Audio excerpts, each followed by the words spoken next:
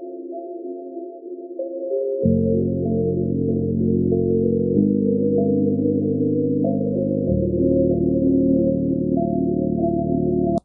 to another tutorial on the creation of photocinematic images in Blender 3D. So enter into your compositing workspace. Hit the new button right at the top of your workspace. You would see render layers, but I like the default layout of the previous Blender version, so I'm just going to delete this node X and then hit my X to delete render layers. And I'm going to bring my image input node into the scene. Connect my image input node to my group output node and my viewer node. So what the viewer node does is it allows us to view our work in progress in the background. Right. So I'm going to locate my image on my desktop.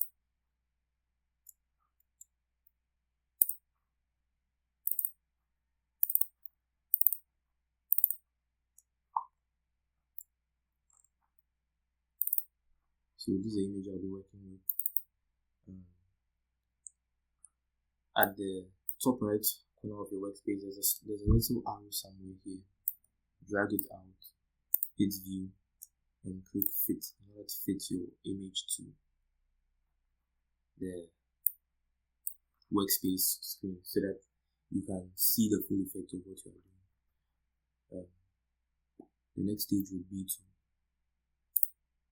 change the resolution of our image. We want it to have a phone's resolution and not a PC's resolution, while at the same time cropping out the black portions of the image which we would not be editing. And normally your image should have a 1:1 resolution with your output properties resolution. So I'm going to change my output property resolution to maybe, let's say, 499 or 498 by 1080. Yeah, 1080 is okay. So to crop the black portions of your image, you would need a crop node, and this crop node can be found here, the top section. Click add. In between the node and select, click add, and then head down to transform, and then transform crop. So I'm going to insert my crop node in between my image input node and my output nodes. Right. So this is my crop node. So for the crop node, what I'm going to be doing is that I'm going to change the width, and I'm also going to change the height of my image. So 498 by 1008. But the cropped image only focuses on the black portions of my image. So intuitively, using this node, you can shift the position of your X until it's fully aligned with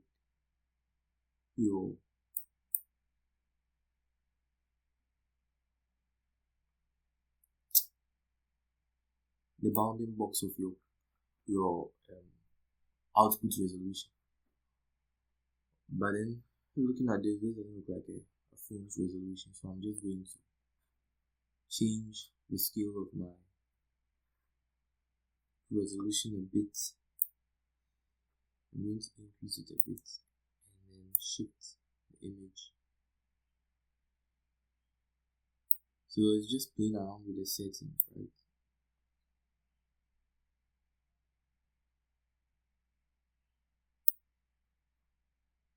And then change the width.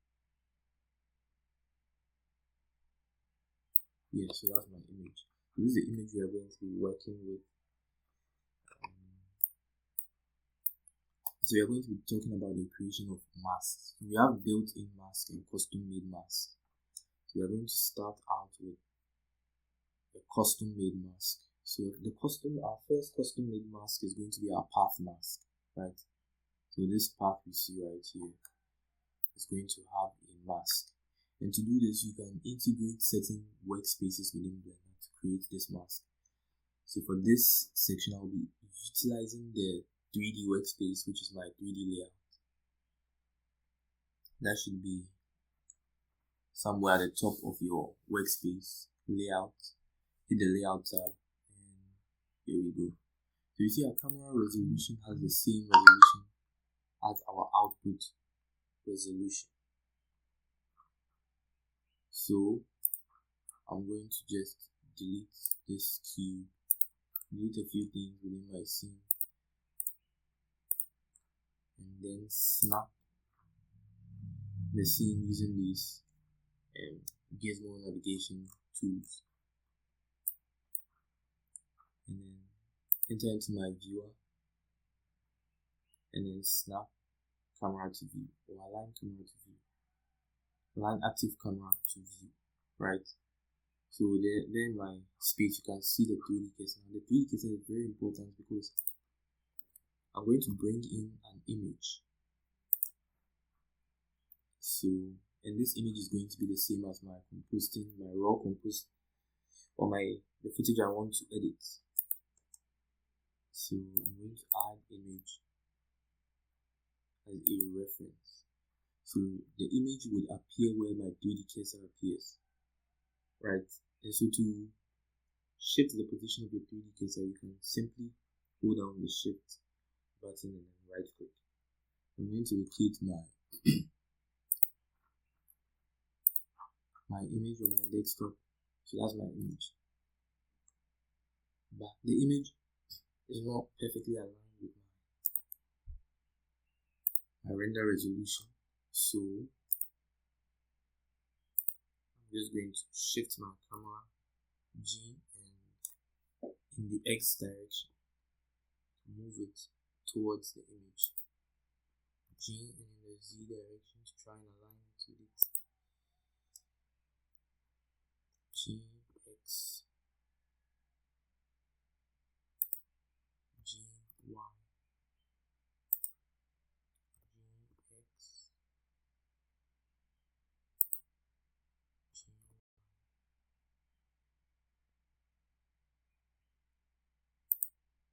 G.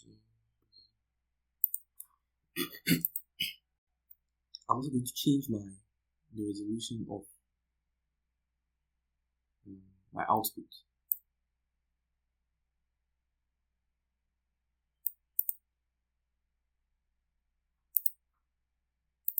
Make it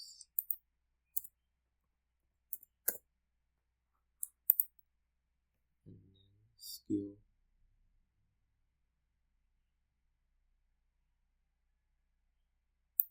Scale my image G, Z.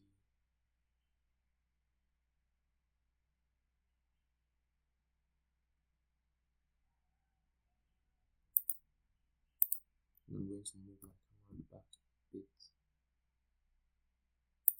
So this requires a bit of foreknowledge when it comes to working with in the 3D space.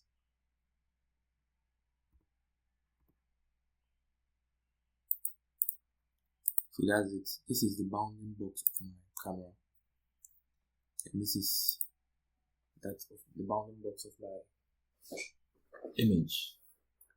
And within the image, or within my image, we have the black portions, which are not going to be within my rendered view layer. My rendered view layer node. So I'm going to be adding a rendered view layer node.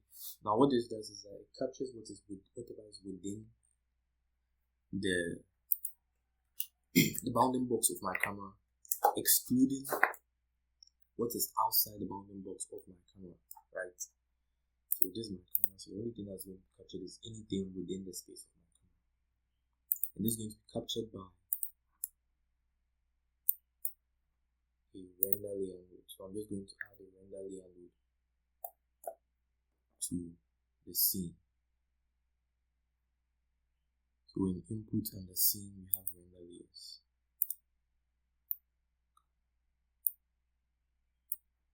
Now I'm going to be creating a mask. Now to create a mask, because there's a custom made mask, we want to draw the mask. So we are going to bring in a grease pencil object. So I'm going to add a grease pencil object, which is a blank, and I'm going to enter into draw mode.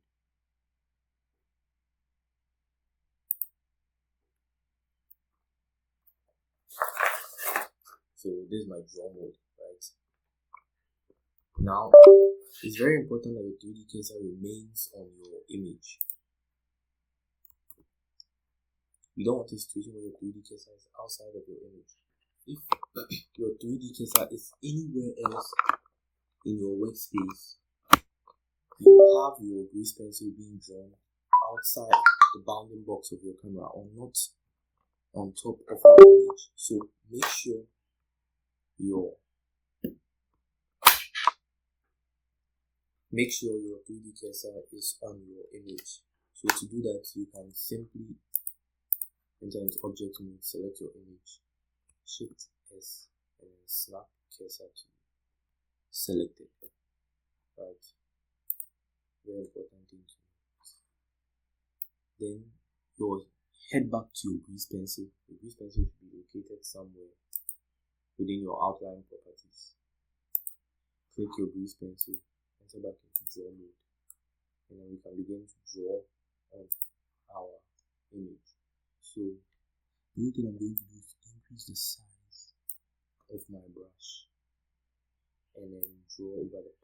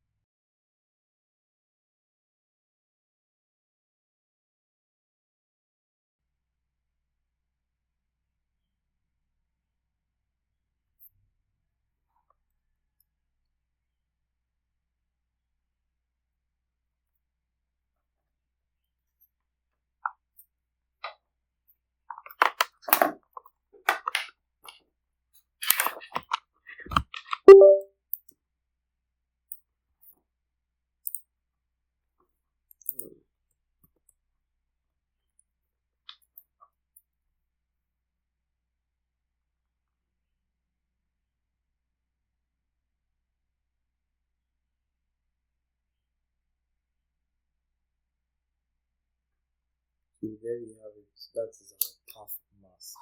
As I said, this node, the render layers node, is what is going to help us to bring this mask into our scene. Right. So in editing, or before we want to bring just the mask and not the image itself. Right. So I'm going to hide my image. You can enter back into object mode and then hit your image, select your image, and then hit H to hide your image. So the only thing that shows is the path mask, right? The only thing that's showing is the path mask. And I want to bring this into my scene without an ash background. So I'm going to create a transparent background.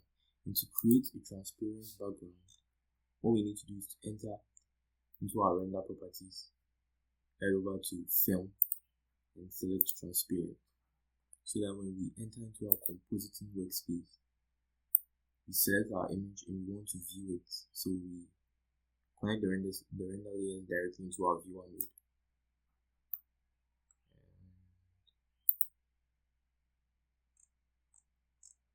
Hit render. Yes.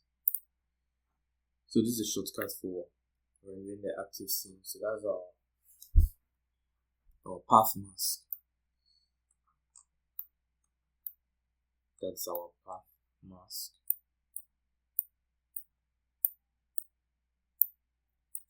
So I'm going to layer the path mask over the image, but that would not create a mask on top of the image. It would just be a layer, one layer of an image on top of the other image. So I'm going to be using an alpha over node. Connect this into the render layers, into my foreground, the alpha over, into my viewer, and my cropped image into my background. So as you can see, There we go. Now it's always good to keep your nodes arranged properly within your space in order not to get confused. So I'm just going to move my alpha over in this direction. Now there are some default settings that I like to use for my mask or for certain masks that I create. So in this case, what we are going to be doing is that we need a mask, right? We don't need the image overlaid atop the other image. So in creating this mask, there are two nodes I normally use. That is the ID mask node, which is under the mask option. So I'm going to select my ID mask node and connect it here. But the reason why this does not work is because it uses an alpha, right? It doesn't use the image itself. So I'm going to connect my alpha into the ID value and the alpha of my ID mask into my factor. So the factor says white is for areas that would be affected, right? And black is for areas that would not be affected. Now the ID mask node is a very versatile node. Now the reason why it's versatile is because it helps in creating an inversion of your current mask. So this is my current mask. To invert it, I just have to send my index to 0. And this is my inverted mask, right? So from 1 to 0 as inversion, right? Now I can also have the property to move a mask, and we use the transform node. So transform, and we can transform our mask. So I can move my mask X units to the right, Y is to the right. I can rotate my mask, I can scale my mask. The default settings. But since my mask is already pretty much aligned, I won't be doing any transforms. So I'm going to call this my path mask, right? I'm going to group them and call it my path mask. So the only thing I'm going to be doing now is that for my foreground image, I'm going to be disconnecting my foreground image. So this foreground image becomes my effector, or the effect where my effect takes place. So as you can see, the white is affecting the white of our mask.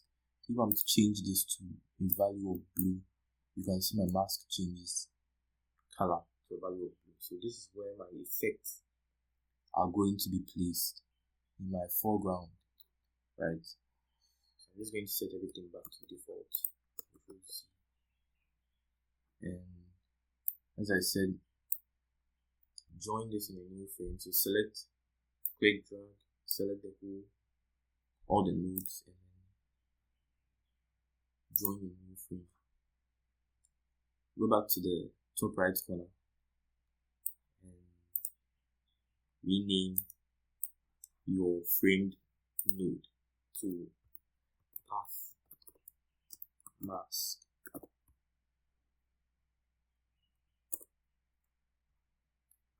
Right.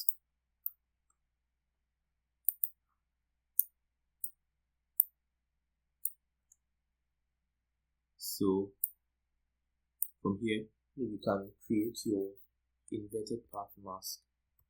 Shift D to duplicate after selecting everything, and then change the index to an index of 0, right? And then rename this node to an inverted path mask.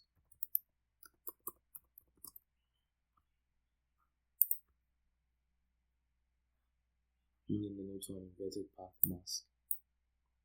So we can connect the alpha of our render layers into our ID mask, and this into the factor of our alpha over. And you see that it changes to an inverted path mask. But we want our path mask to rather be within our alpha over. Very important to always arrange your nodes within the scene.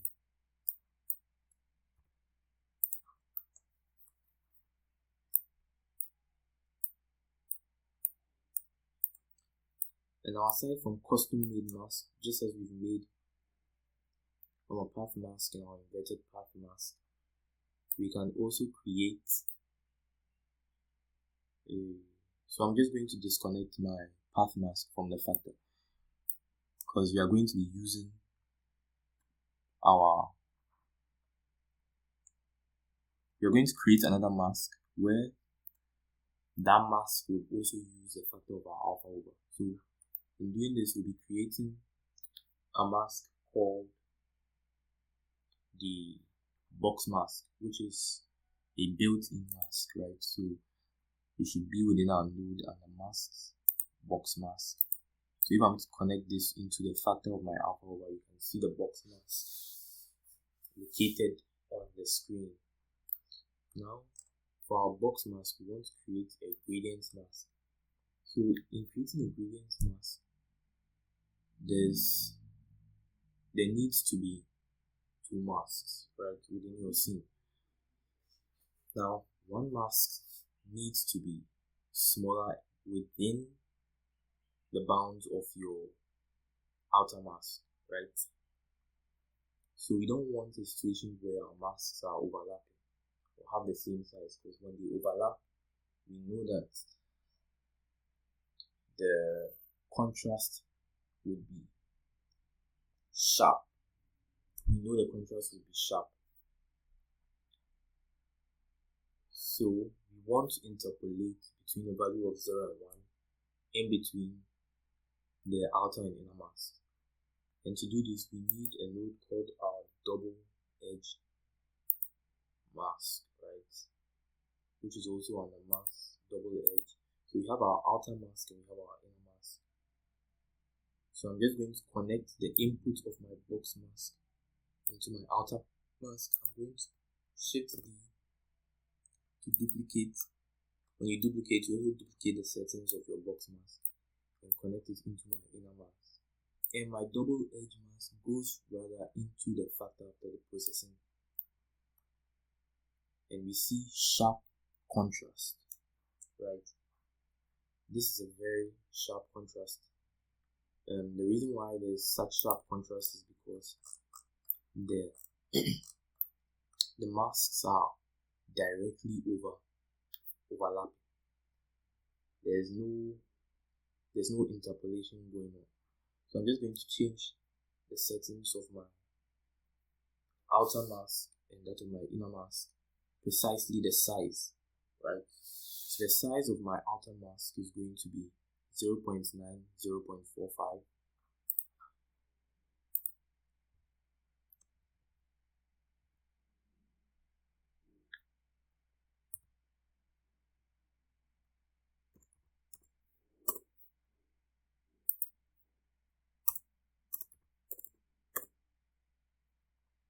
And the size of my inner mask is also going to be 0.827, 0.347.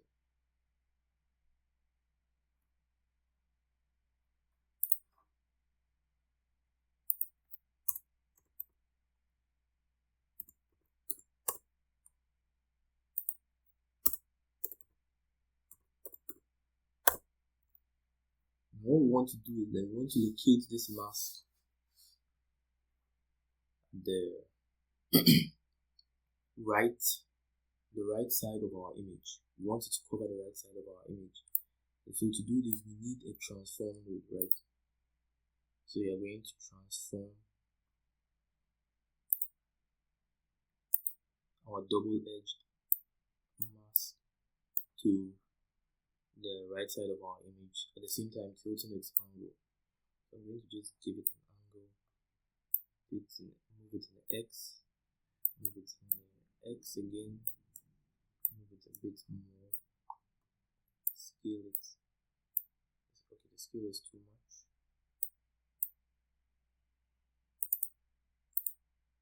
I'm going to give it a scale of 1.2, see how that fares. 1.3, 1.4, 1.5, 1.6, 1.7. Move it in X.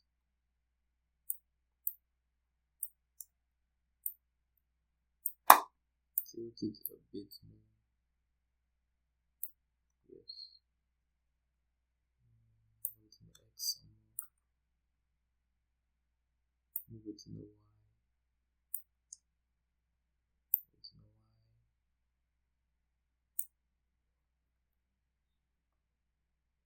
And scale it up a bit. It's in the X some more.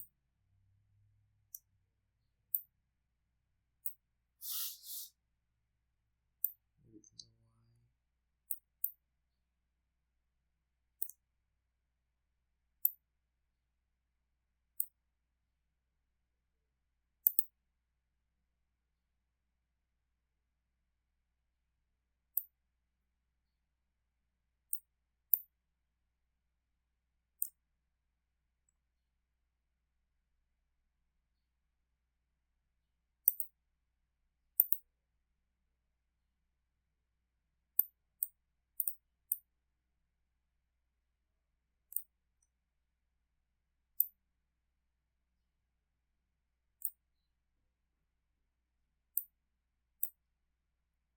So this is generally my mask for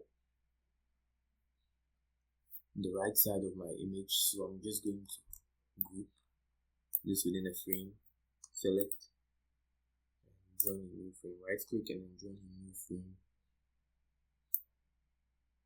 And then rename this to my right rectangular mask or my right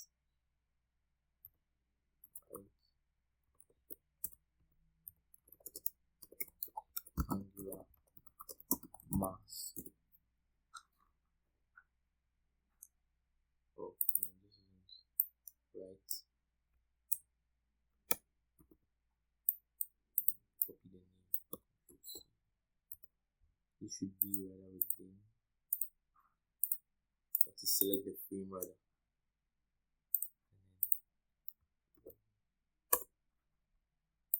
That's my right rectangular mask. So you can do the same for the left.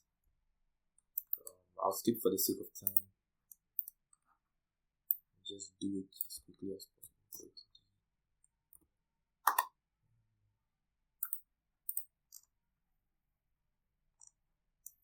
So I want to see what my mask or where my left mask is going to be located. And since it has the same settings as my Y mask, I'm going to adjust it in the X.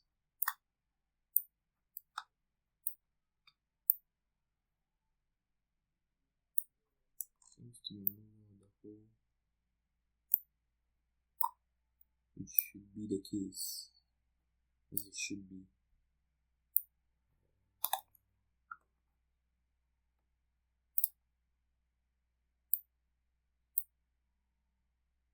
And I'm going to move it in the Y.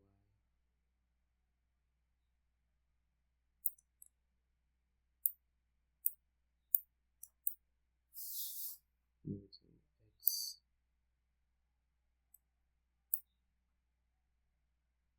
Move it in the X some more.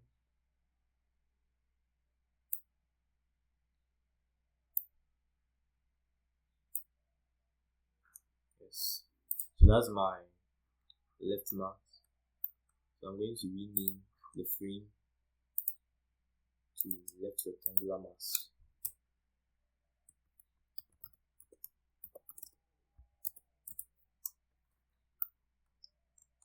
So this is my right.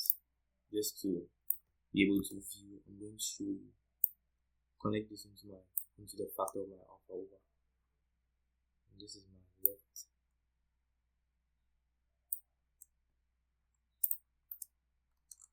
And so I'm also going to be creating my last mask, which is my ellipse mask, which should cover the subject of my image, right?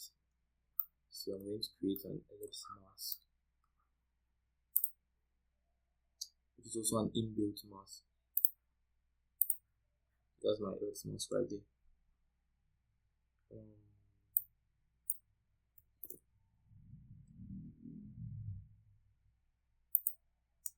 same scenario, same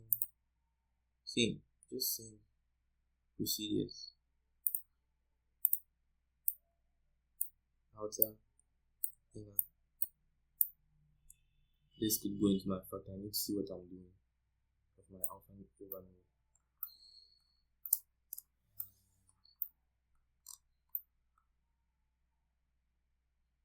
Then the scaling of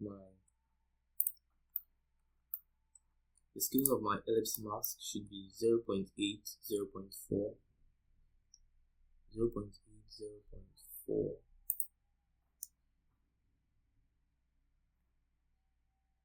Okay, so that's 0.8, 0.4, 0.4, 0.2, 0.8, 0.4, 0.4, 0.2.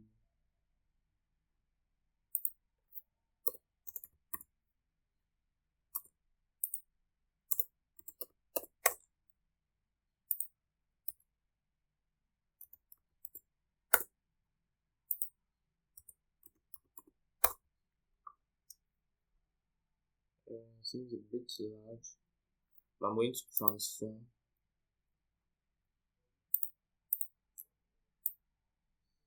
Maybe set the scale to 0.5 and rotate it to cover the subject of my image.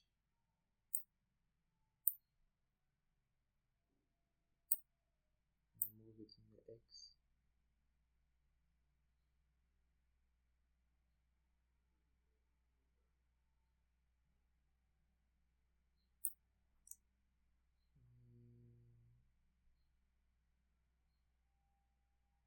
Might as well. Let's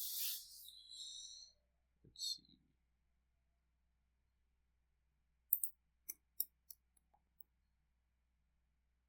Yeah, so this should be the subject of my image. So as you can see, this is my ellipse mask. I'm just going to group them in a new frame and call it my ellipse mask.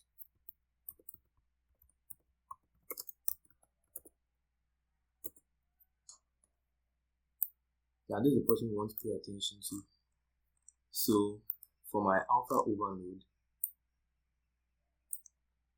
just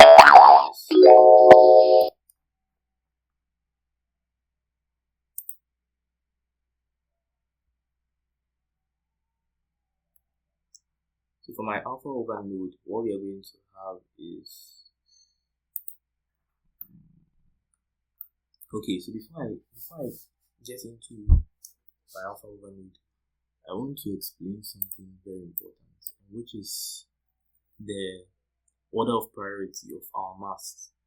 The most important mask comes at the least portion of our alpha over nodes, right? So we are going to have a list of alpha over nodes. The most important mask is layered atop any other mask that's not as important, right? So my most important mask here is the subject. That's my image, which is my ellipse mask, which means it gets to get layered over my path mask, for example. If the masks do not overlap each other, such as my left and my right mask, then there's no need to order, or there's no need to have this order of priorities. But as long as the masks overlap, you need some order of priority. For example, if my left and my right mask overlap, I want to know if my right mask is more important than my left mask, right? So in order to do this, I'm going to have multiple alpha over nodes. So my first alpha over node is going to be my path mask, which is to say the least important in the masks that overlap, since it doesn't overlap with my right rectangular or left rectangular mask, right? So the first is going to be my path mask. My second alpha over node is going to this portion, where my inverted path mask is the second least important, which goes into the factor of my alpha over node, right? And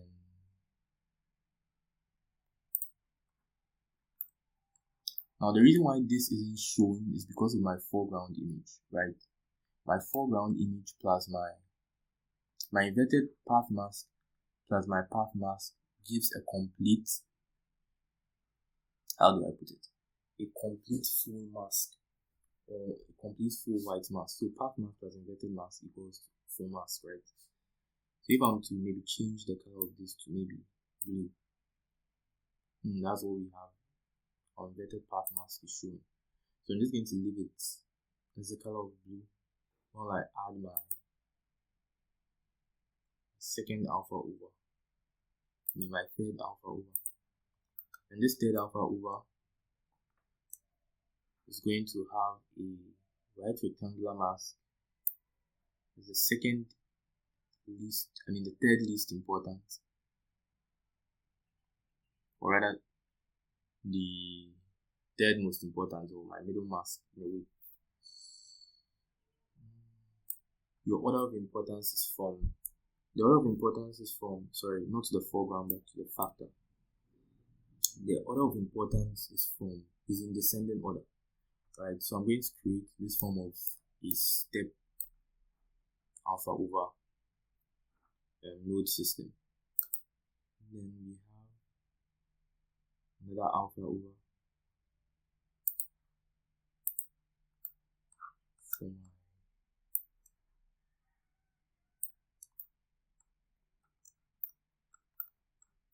my left rectangular mask, and for my ellipse mask, another alpha over. That's why it's imperative you keep your node systems organized.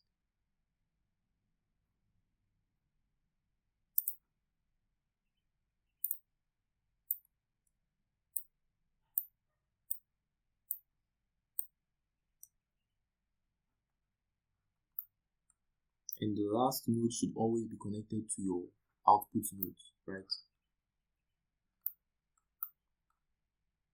I'm going to connect this right into the factor. So these are the masks, right? These are the effects. So let's say I wanted to add an effect to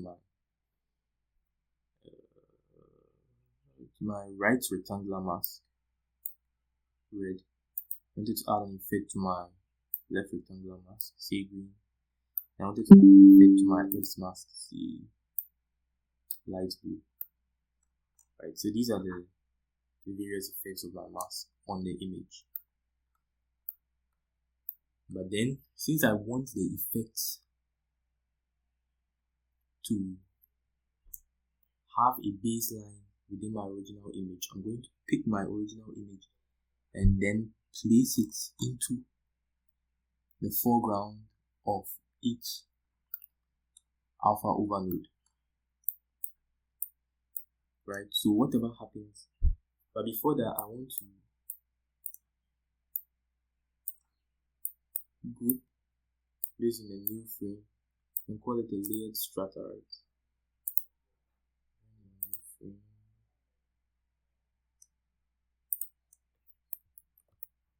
Layered strata.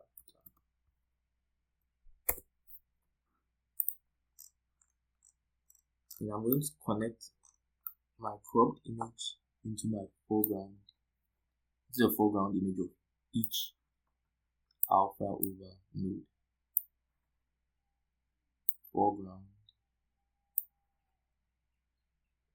foreground, foreground, and foreground. So whatever happens between my cropped image output and my alpha over's foreground is going to be the effect. So in between my foreground input and my cropped image output, the effects are going to be placed there. So this is the part where we want to make sure everything is fully arranged. So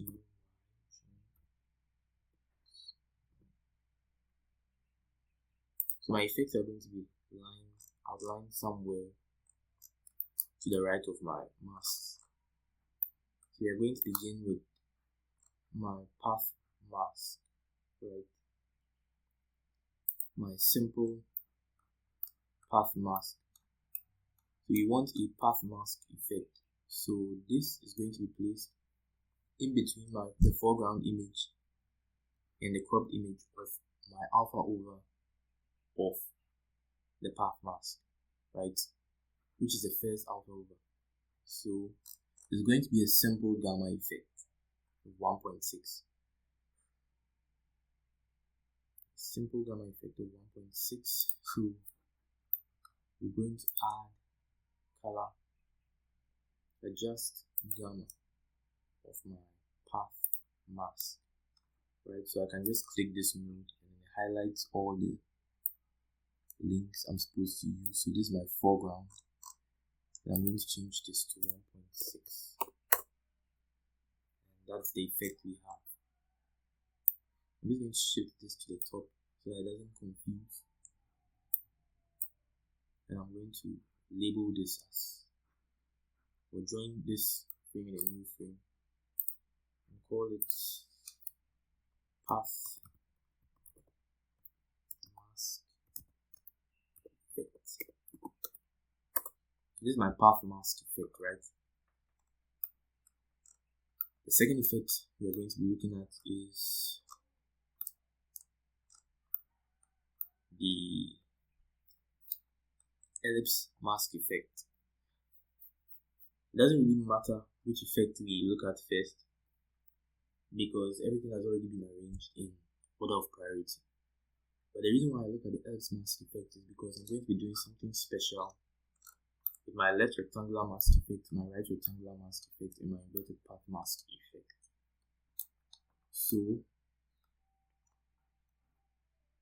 I need the link for my ellipse mask effect. And for my ellipse mask effect, these are the effects we are going to be using. So for my color adjustments, I'm going to be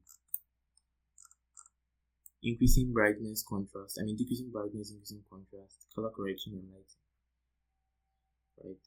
And the lighting node is known as the mixed color node. So I'm going for a brightness, contrast,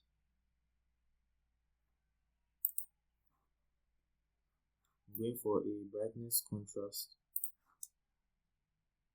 I'm going to add color, adjust, brightness, contrast, a color correction, color, adjust, color correction, and then a mixed color. And the option is lighting, right? So I'm just going to connect my brightness, contrast into my color correction into my lighting node, which is my A factor. Yes.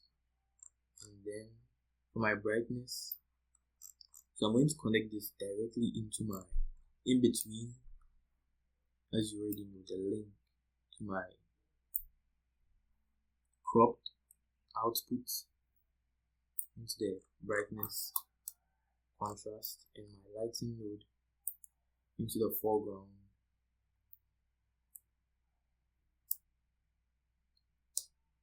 of my alpha over of my ellipse mask. So you can see the effects already taking place. But then what I want to do is I want to decrease my brightness to 0.9 and then increase my contrast to 25. Yeah, 25, 25.600. 25.600.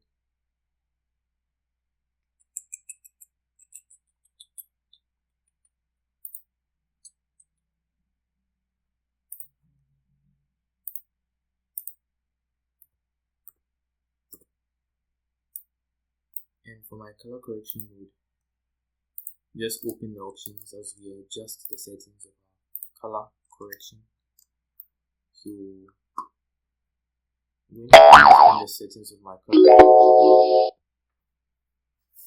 So we have for the settings of my color correction mode, our saturation, contrast, gamma, and gain of our highlights are maxed out. So we're going to start from the highlights, and we are going to max them out. Sorry, 4, 4, 4, 4. And then for the offset value is 0.042.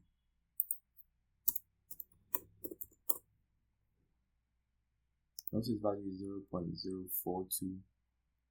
And for our midtones, what we have is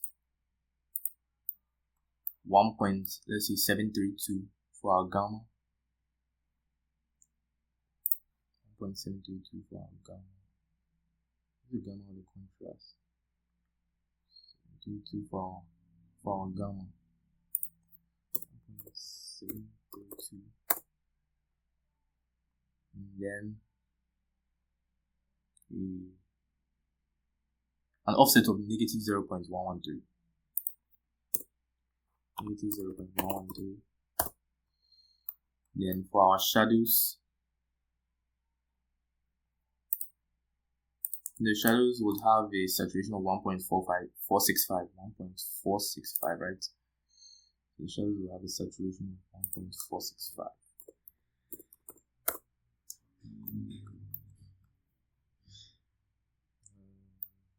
That should just about do it for our ellipse mask. That's under the color correction section. Now we head over to our lighting section. Our lighting node. Now there's something special about the lighting node. The lighting node is going to be used together with our original raw image, right? So I'm going to take my cropped image output into the B factor of my lighting node, and I'm going to change. So as you can see, that's what we have over there. It's making the image stand out, and I'm going to give it a factor of 0.273.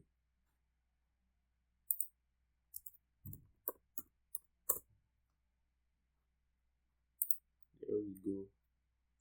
So 0.275.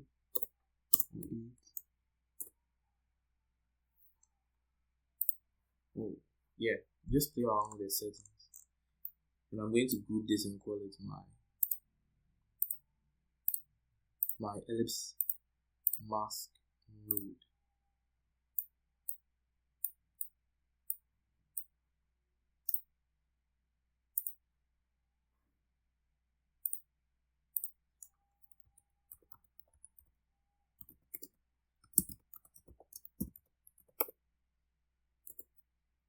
Ellipse mask node effect, or my ellipse mask effect rather.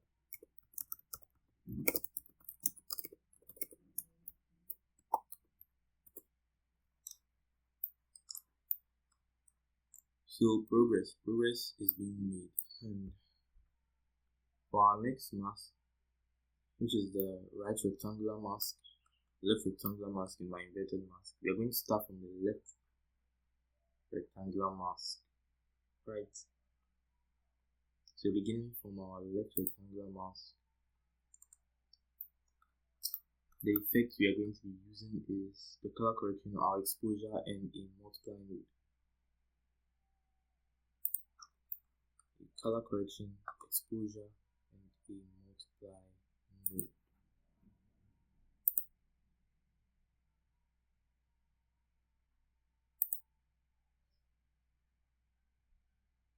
Color correction and an exposure node, and then mix color node. And our mix color would select multiply, just like we did for lighting.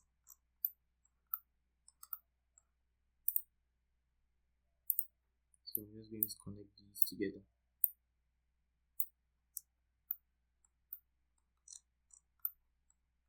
So this is what we'll be working with. So we want to place this image in our crop image.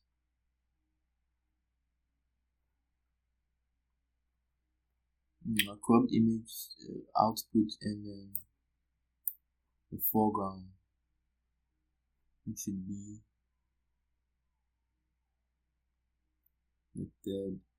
the second from last.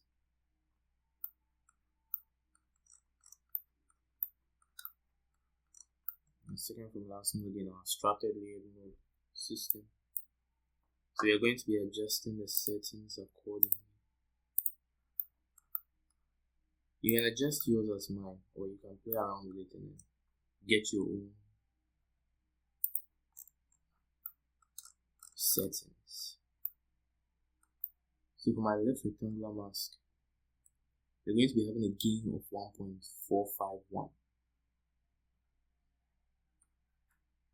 My left rectangular mask.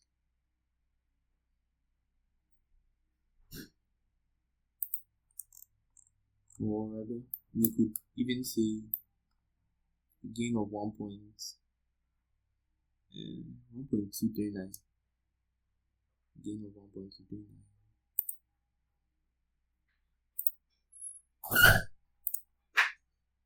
So a gain of 1.239, gain of 1.239 in our master node.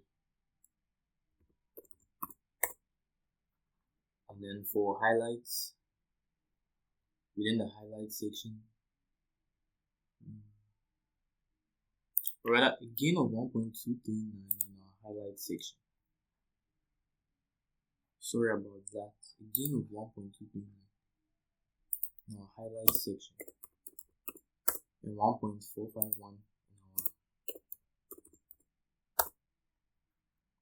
our master section. For our midtones, for the midtones, we have a contrast of 1.394.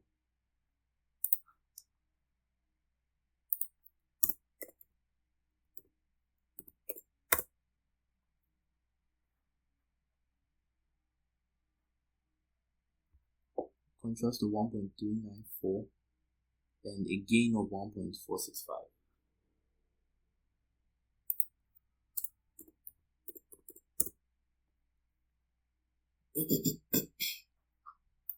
And then for our exposure node, let me see, do shadows have any settings? Yeah, shadows have a setting of 1.160 for contrast.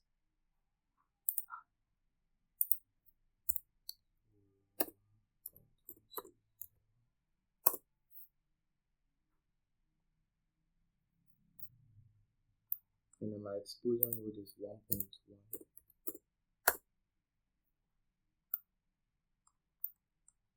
And I'm going to pick a brownish color.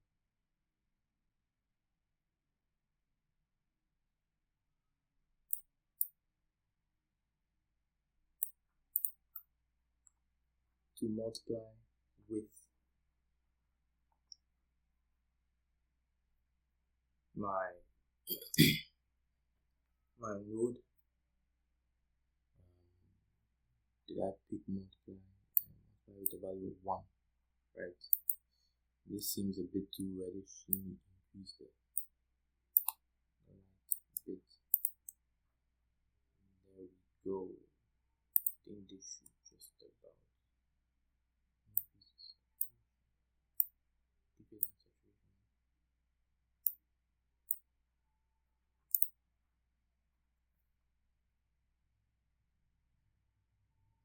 And then I want to move my mask a bit closer. So that's it for my left mask. But I want to move my left mask a bit closer to the path.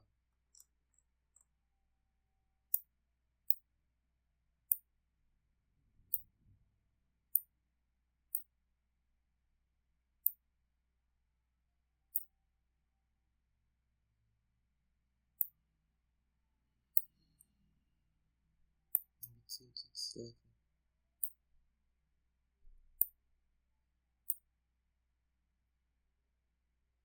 Move it a bit.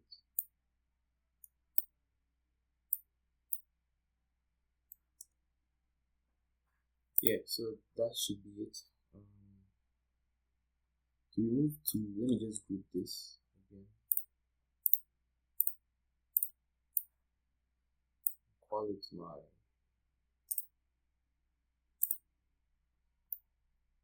left rectangular mask effect.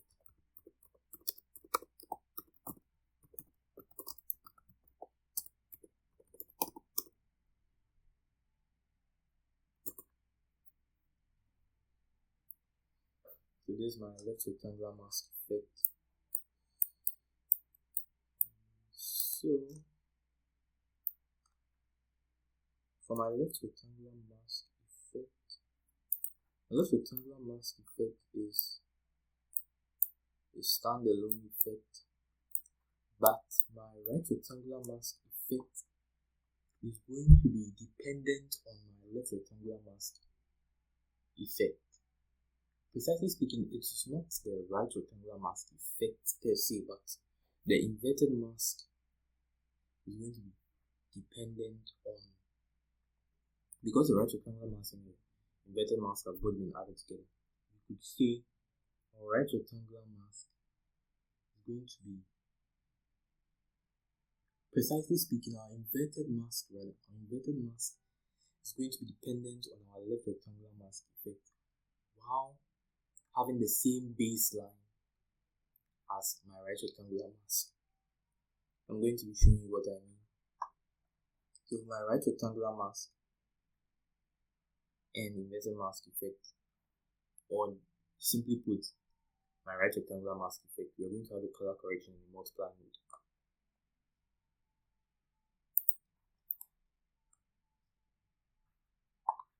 Color correction in multiply mode, right? So I'm just going to find a free space.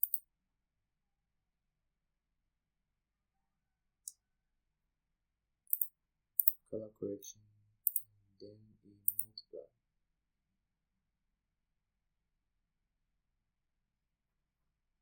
If it's a mixed color, change to a multiply mode.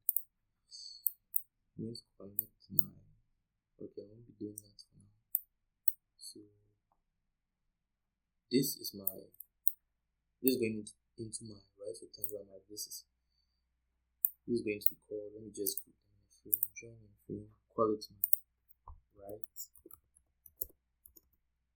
rectangular and inverted mask effect.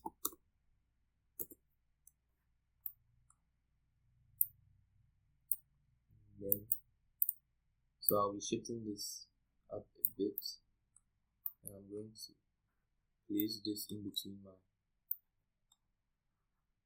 right rectangular mask foreground. So I need to pay careful attention or close attention to what I'm about to do. My crop goes into my color correction.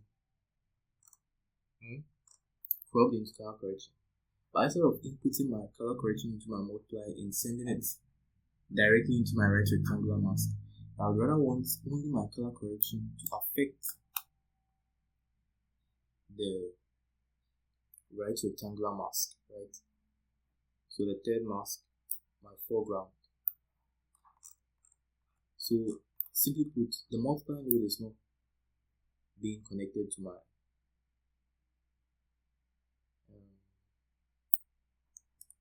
the multiply node is not being connected to the multiply node should not be connected to my foreground alpha over. So adjust the settings of my right rectangular mask, which is only dependent on my color correction and not a combination of my color correction and multiply, or simply put a standalone multiply. So the settings of my right rectangular mask is what we have is the midtones. Midtones contrast is 1.394, right?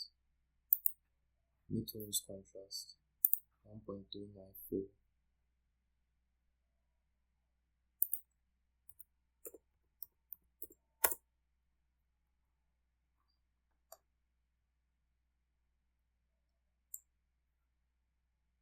The midtones contrast is 1.394, and do we have any other? And then my shadows is 1.15. Shadows contrast is 1.15.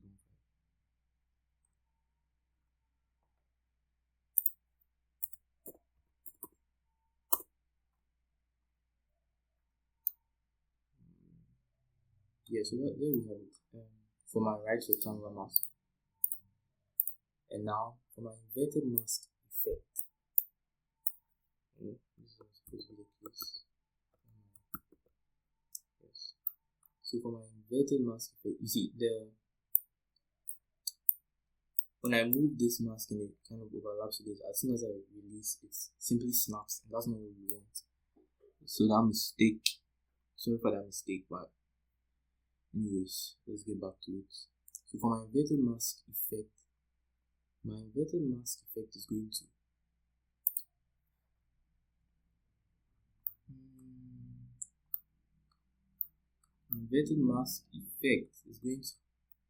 have my color correction being mixed with my multiply, right? So color correction with multiply.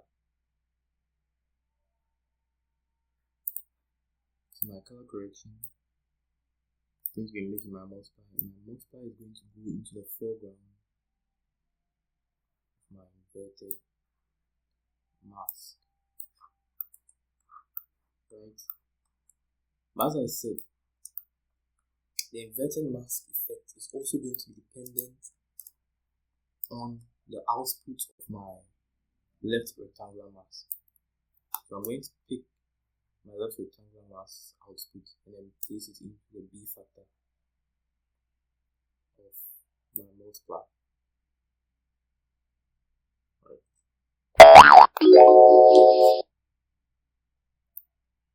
As you can see, the image is standing out.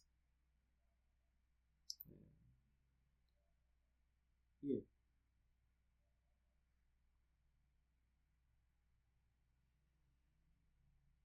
So that's what I meant by the dependency of certain nodes within a particular mask on that mask and things like that. Now this is our final output image, but then I want to apply an effect to this final output image using a filter node. So that's a general, it's more so of a general effect to the total image. So I'm going to use a filter node, place it in between my output, my group output, and my viewer node. And for my filter node, I'm going to be using a diamond sharpen. It is 0.9.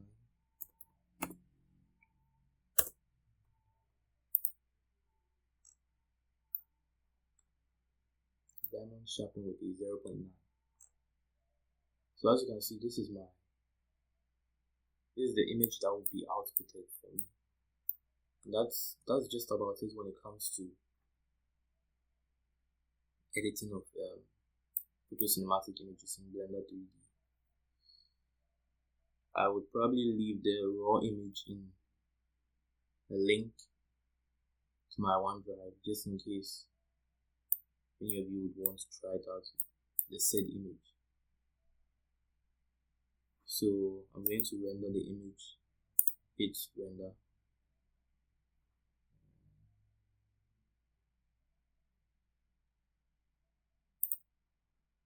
And there we go. This is the image. And there's something a bit off. can see a bit of some borderlines. I would like to take those borderlines out. Let me try again.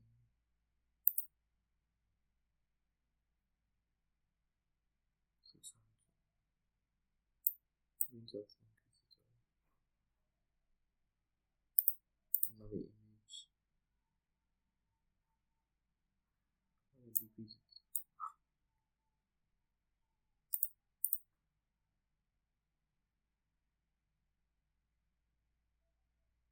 Here.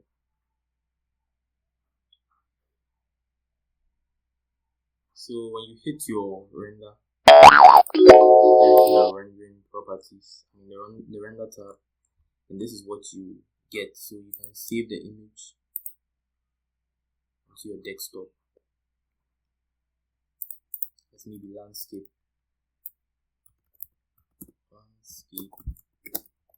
image.